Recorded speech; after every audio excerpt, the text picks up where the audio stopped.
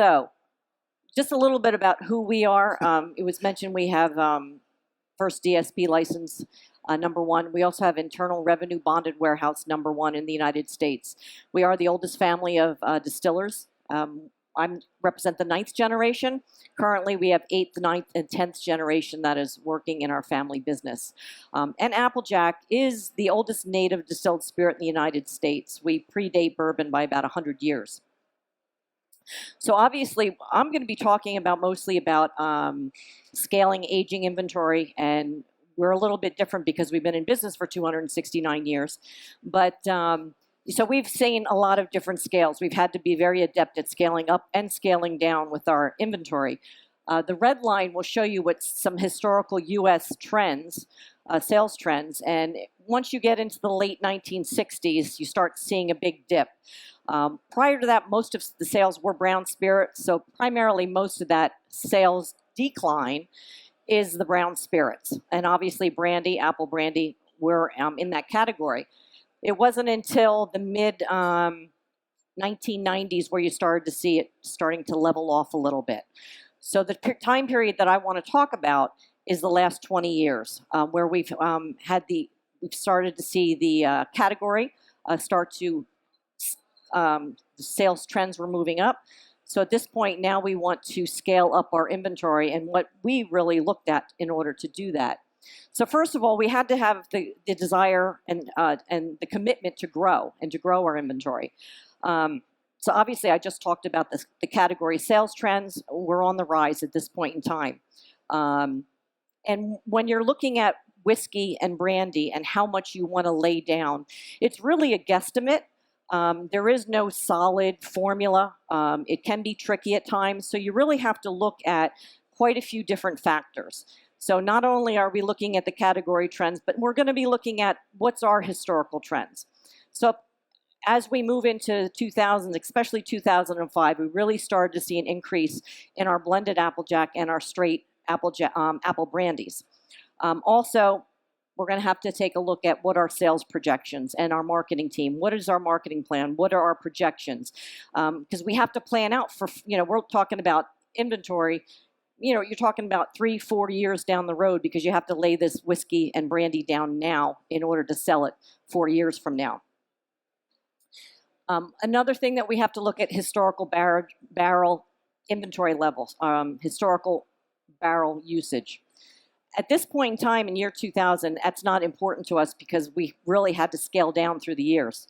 So as we move along in the next 5-10 years, it's become very important as we look at our historical usage.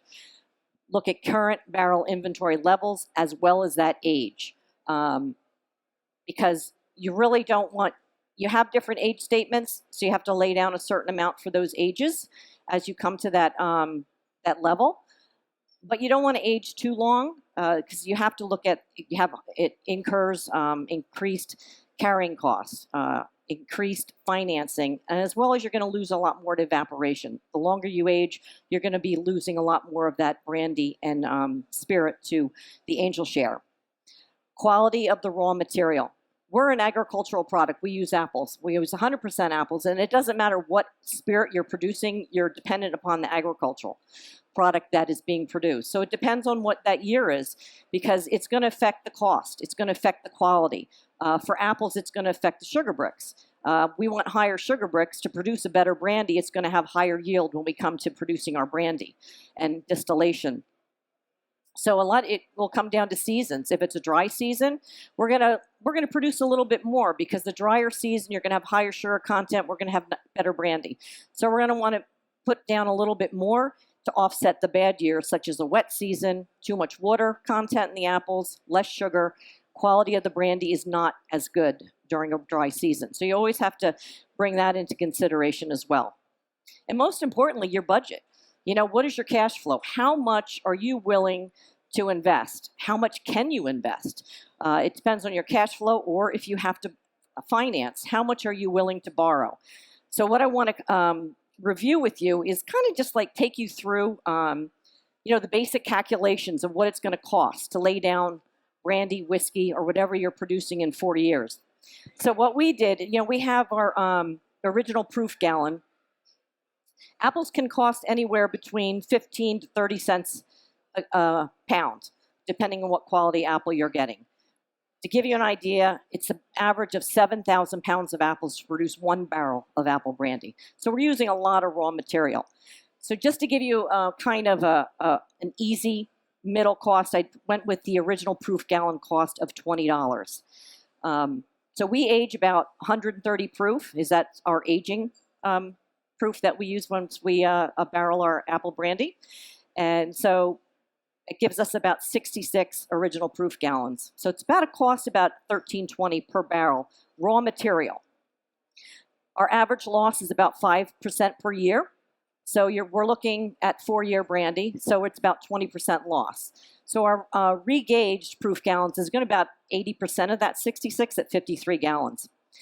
So if you want to find out what your final regauged proof gallon is after the 4 years, it's $24.90 per regauged proof gallon. So that's an additional $4.90. So you have to take into consideration in 4 years, just your carrying cost, your overhead, is an additional $260.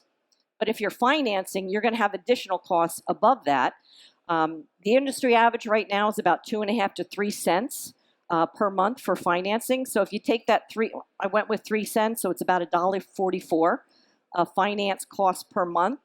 So if you start with 66 original proof gallons, as we do with the 130 proof, it's going to come out to an additional like $95 per barrel finance. So after 4 years, you had the finance, the overhead, you have about $355 additional cost at the end.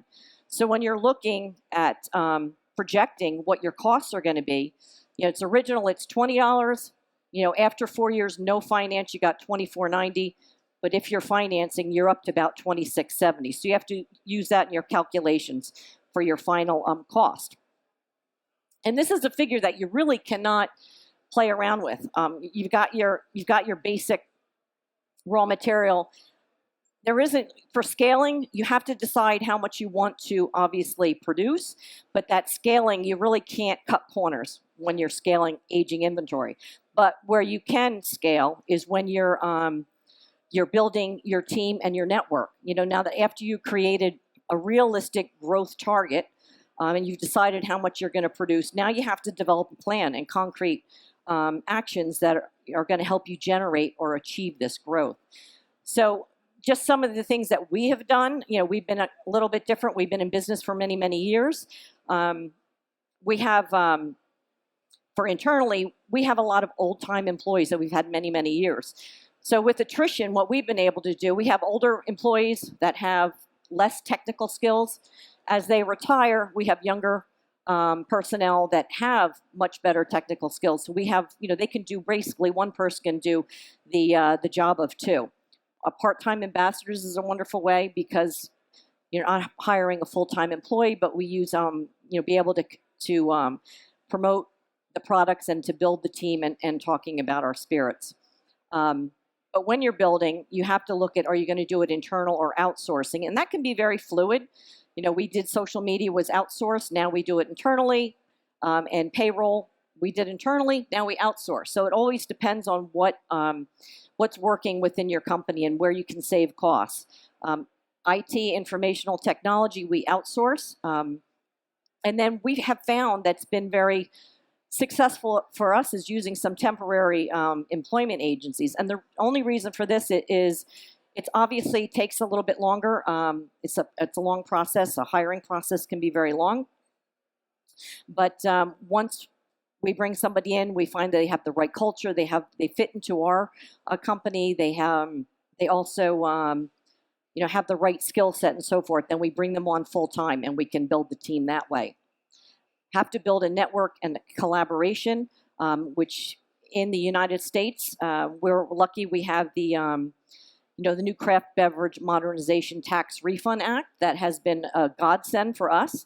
So obviously political lobby is very important for us to keep that in place. We have our food export branded program.